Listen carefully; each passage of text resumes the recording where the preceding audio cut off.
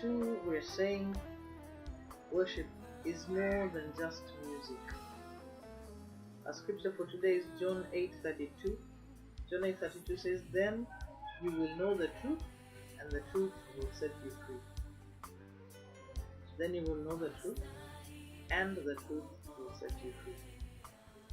The activity question today says, list down some non-musical ways in which you can worship God. List down some non-musical ways in which you can worship God. So take out your journal, take out your pen, and list down some non-musical ways in which you can worship God.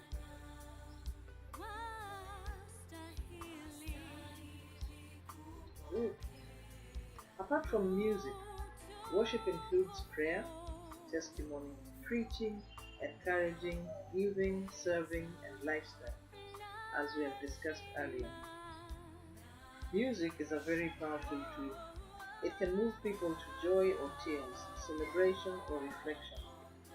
However, these emotions, in and of themselves, do not constitute worship.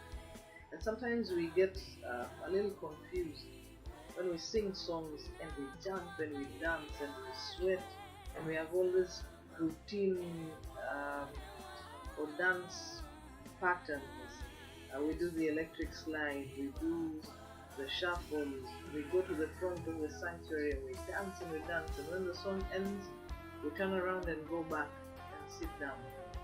And then we say, worship was powerful. But we're saying that those are components, they make up our acts of worship. They are not worship in themselves. It may be true that as ordinary, average human beings, we best express ourselves to God through music, and that is a good thing. Even then, we must never get so caught up in the music that we forget the reason for the music. And I've seen a lot of euphoria. Music is very powerful. It can lift you up to a place where you almost feel like you're flying. But in all of that excitement, sometimes we forget about God and He doesn't feature anywhere. And so what God had determined to do or to say to you, you do not hear, I do not hear, because I'm so engrossed in the music.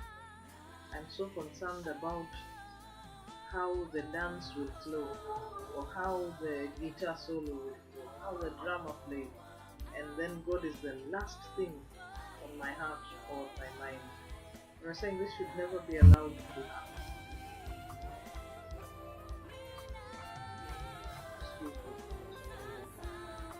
One of my all-time favorite songs is one by a group called Silverwind. Silverwind was a group in the late 80s and early 90s. I know some of you have never heard of the group.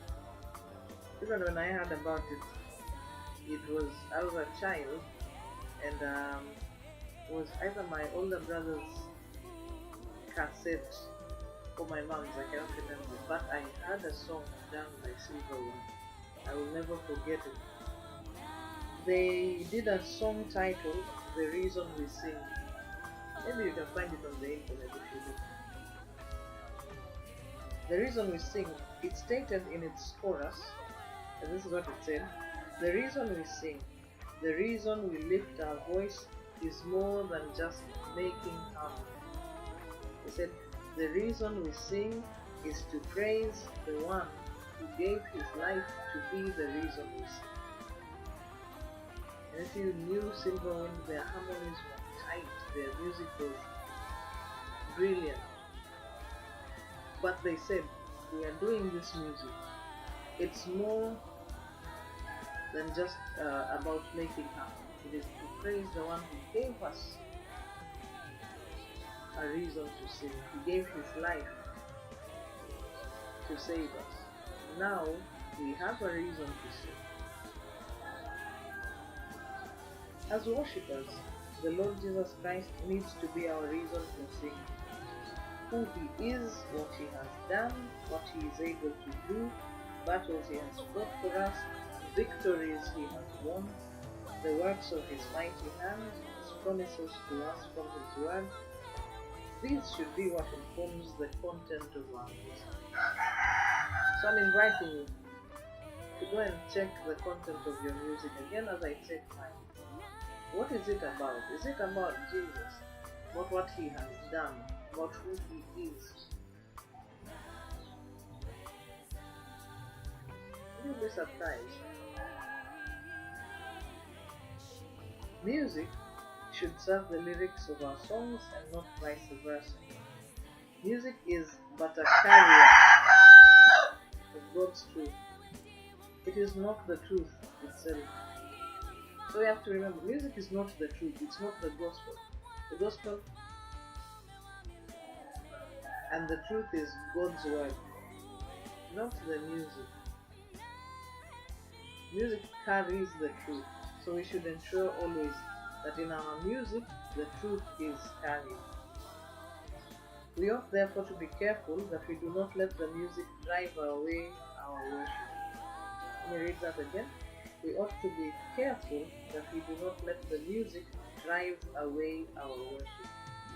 Remember, Jesus said that the truth, not emotional highs, would set us free. Jesus said the truth, you will know the truth, and the truth will set you free. Not you will know the song, you'll know the chords, you'll know the progressions, you will know the runs, the riffs, the arpeggios. I'm talking to musicians now.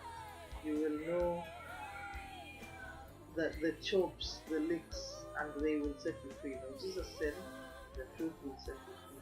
What is the truth? Jesus himself. He said, I am the truth. He said, I am the way and the truth and the life. Yeah. Our music and the flow therein should always accomplish the purpose of communicating God's truth.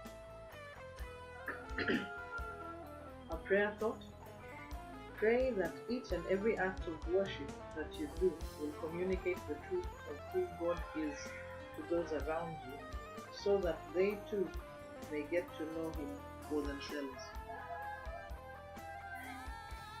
Heavenly Father, we pray that every act of worship that we do, particularly when we're musicians and singers, that this will communicate the truth of who you are to those around us, so that they too may get to know you for themselves.